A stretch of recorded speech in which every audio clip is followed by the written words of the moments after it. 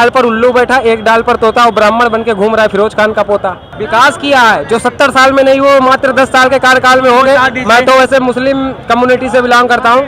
धारा 370, ट्रिपल तलाक, UCC, CA, NRC, 80 सीटें हैं। 80 की 80 भारतीय जनता पार्टी की झोली में जा रही है। कांग्रेस ने मुस्लिमों को 70 साल से शिक्षा से वंचित कर रखा। उनको क्या करवाया? पंचर की फैक्ट्री, अस्तुरा, रिक्शा। अगर एक हाथ में मुस्लिमों के हाथ में कुरान है, दूसरे हाथ में लैपटॉप है। क्यों? क्योंकि 70 साल से कांग्रेस ने मुस्लिमों को शिक्षा से वंचित रखा। नमस्कार दोस्तों, मेरा नाम है सुरजीत और आप देखना शुरू कर चुके हैं दोस्तों द लोकसभा। अब की बार 400 पार तो एक तरफ कहा जा रहा है कि 250 पार भी नहीं होने वाला है। एक तरीके का नया जुमला गढ़ा है बीजेपी पार्टी ने। अब जनता से पूछेंगे कौन सा जुमला किस पर भारी पड़ने वाला है और कौन सी 400 पार लाने वाली है। एक तरफ कहा जा रहा है कि राजा का प्राण ईवीएम में बसता है, एक तरफ कहा जा रहा है कि कांग्रेस का युवराज को कितनी बार लॉन्च करेगी कांग्रेस पार्टी, अब तक समझ नहीं आ रहा। तो पूछते हैं जनता से कि कांग्रेस का युवराज इस बार लॉन्च हो जाएगा या 400 पार होगा। क्या नाम है जी आपका? सबसे पहले आपके दर्शकों को यूपी के सादाब का नमस्कार, आदाब, सत श्री अकाल, अस्सलाम वालेकुम। मैं एक सोशल एक्टिविस्ट एंड इन्फ्लुएंसर भी हूँ।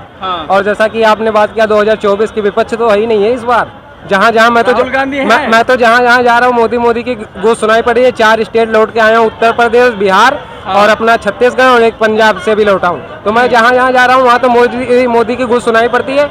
और इस बार तो मैंने आप लोगों के चैनल के माध्यम से बोल दिया कि विपक्ष है नहीं। उत्तर प्रदेश में 80 सीटें हैं, 80 की 80 भारतीय जनता पार्टी की झोली में जा रही है। और कांग्रेस, यही अखिलेश की सरकार थी, वहाँ पर कह रहा था मैं कांग्रेस के साथ गठबंधन नहीं करूँगा। आज उसी की गोदी में बैठ गया है।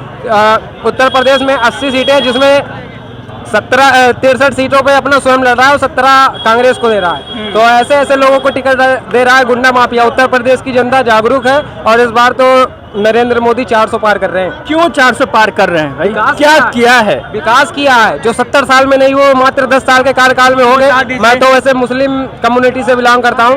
धारा 370, ट्रिपल तलाक, यूसीसी, सीए, एनआरसी, अब बताइए और क्या चाहिए? और इसमें विपक्ष क्या बोलता है जब मुस्लिम बाहुल्य क्षेत्रों में जाता है? कह रहा था मुसलमानों की सीए से नागरिकता चली जाएगी। मैं तो यूपी का सादा भाई, एलएलबी कर रखा हूँ, पढ़ा लिखा हूँ। जब पढ़ो लिखोगे नहीं, कांग्रेस ने मुस्लिमों को 70 साल से शिक्षा से वंचित कर रखा। उनको क्या करवाया? पंचर की फैक्ट्री, अस्तुरा, रिक्शा और मोची नाई की दुकान। और आज आपका यूपी का सादाब जब दिल्ली के चांदनी चौक में खड़ा है, एलएलबी कर रखा हूँ। और मैं तो ऑब्वियसली बहुत पहले ही नारा दे चुका था कि 400 पार इंशाल्लाह इस बार करेंगे। नहीं, एक नारा ये भी दिया जा रहा है कि बीजेपी पार्टी मतलब हिंदू मुस्लिम कराओ और चुनाव जीत जाओ। तो हिंदू मुस्लिम को लड़ाने वाले अभी तक कौन थे? 70 साल में 500 वर्षों का जो राम मंदिर का सपना साकार हुआ था, हिंदू मुस्लिम करके लड़ा रहे थे। आज बता दीजिए उत्तर प्रदेश में या कहीं पर भी एक भी दंगा हुआ हो?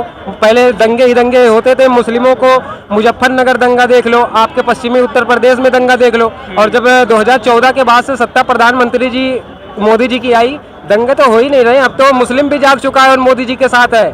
वो कह रहा है कि हिंदू मुस्लिम को लड़ाने वाले तो अब सफल ही नहीं हो रहे। और इस बार तो इंशाल्लाह 400 क्या 411 पार करेंगे, क्योंकि 11 तो सगुन में देंगे जो राम मंदिर का सपना साकार हो गया। एक और सवाल पूछना चाहता हूँ।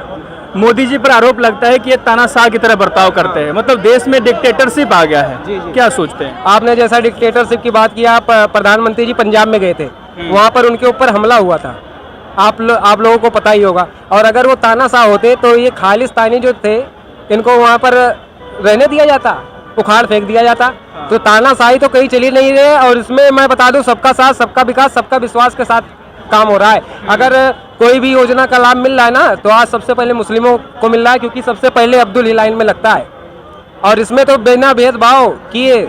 और इस बार तो हर कोई भी भाई मोदी गया। 400 पार कोई नारा ही नहीं है, तो कोई क्वेश्चन नहीं। तो फिर कहते हैं कि मुस्लिमों पर अत्याचार हो रहा है, मोदी जी बस हिंदू करते रहते हैं। हाँ, तो अत्याचार अभी तक उन्हीं की सरकार में हुई। अभी रमजान का महीना, मुकद्दस महीना चल रहा था, अफ्तार पार्टी चल रही थी। अब अफ्तार पार्टी जब बंद हो गई तो उन्हें भी पता है कि अब इस बार तो जनता उखाड़ फेंकेगी। अभी आज मेरे पास लखनऊ उत्तर प्रदेश से फोन आया था।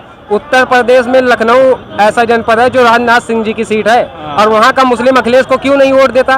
क्योंकि जब वहाँ पर मुहर्रम के जुलूस हमारे निकलते थे ना, तो यही अखिलेश की सरकार थी, वहाँ पर दंगे करवाती थी। और बीजेपी ने जब से उसको रोका, आज हमारे लखनऊ उत्तर प्रदेश के जितने भी मुस्लिम भाई हैं, मोदी जी को क्यों वोट कर रहे हैं? मैं आपको स्टेटमेंट दिखा दूंगा। मैं तो ऑब्वियसली लखनऊ से ही हूँ। और वहाँ का मुस्लिम अखिलेश को कभी वोट नहीं करेगा। इस बार तो जनता उखाड़ फेंकेगी। और राहुल से इतना नफरत क्यों है जनता को? नफरत नहीं है, युवा नेता है, पढ़े लिखे हैं, विदेश से पढ़ के आए हैं। आपने बहुत अच्छा बात किया, युवा नेता। अगर वो 54 साल का व्यक्ति युवा कहेगा तो हम अपने आप को क्या कहेंगे? 25 साल के बाद 25 और 35 एज होती है युवा की। मैं युवा अपने आप को लिख सकता हूँ youth icon, but Rahul Gandhi नहीं। और हाँ, मैं एक बात बताना चाहता हूँ, इसको शॉर्ट्स में जरूर डालना। वो तो फिरोज खान का पोता, उसको राहुल गांधी बोलना ही बंद कर दिया, उसको पप्पू खान कहिए। एक डाल पर उल्लू बैठा, एक डाल पर तोता, और ब्राह्मण बन के घूम रहा है फिरोज खान का पोता। तो बताइए, जब खुद ही अपने जाति धर्म का नहीं है। और मैं तो वैसे खान हूँ, उसका नाम आज से पत्रकार महोदय पप्पू खान रख दो। गांधी तो बोलना ही मत। हाँ, गांधी तो बोलना ही मत। एक अलायंस बना है 26 दलों का, उसका भविष्य बताइएगा। और आप बोल रहे हैं कि 400 पार होने वाला है, तो क्या नजर आता है आपको 4 जून को? इंडी अलायंस जो गठबंधन बना है, इसके पहले भी बनी थी। 2 युवकों की जोड़ी हमारे उत्तर प्रदेश में थी, राहुल और अखिलेश की। इसमें तो 26 चिरकुट पार्टियां हैं। और इतिहास याद रखेगा कि एक मोदी को हराने के लिए 26 लोगों को एक घाट के पानी पीने पड़े थे। और इस बार तो जनता, पत्रकार महोदय, मैं तो आपसे बहुत शॉर्टकट में बात करूंगा, क्योंकि मेरा भी अभी कार्यक्रम लगा हुआ है, द्वारका मोड़ मेरे को निकलना है। और मैं तो बताता हूँ, जहाँ जहाँ जाता हूँ केवल मोदी मोदी मोदी। कुछ ना किया होता तो आज बताइए जनता नारे परेशान है लोग, रोजगार नहीं दे पाई है सरकार। देखिए, रोजगार की आपने बात की। मैं तो बेरोजगार नहीं हूँ, मैं LLB कर रखा हूँ। देखो, जब इतनी स्किल डेवलपमेंट हमारे 2014 के पहले स्किल डेवलपमेंट नहीं थी, और 2014 के बाद से देख लीजिए, आज अगर एक हाथ में मुस्लिमों के हाथ में कुरान है, दूसरे हाथ में लैपटॉप है। क्यों? क्योंकि 70 साल से कांग्रेस ने मुस्लिमों को शिक्षा से वंचित रखा।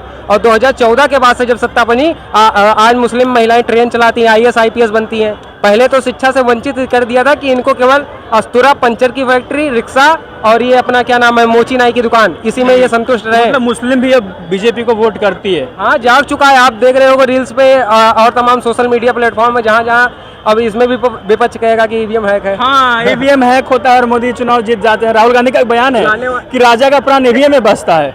देखिए, EVM को लाने वाला कौन था? 2009 में कांग्रेस नहीं लाए थे ना, जब उसने नहीं हैक कर पाया।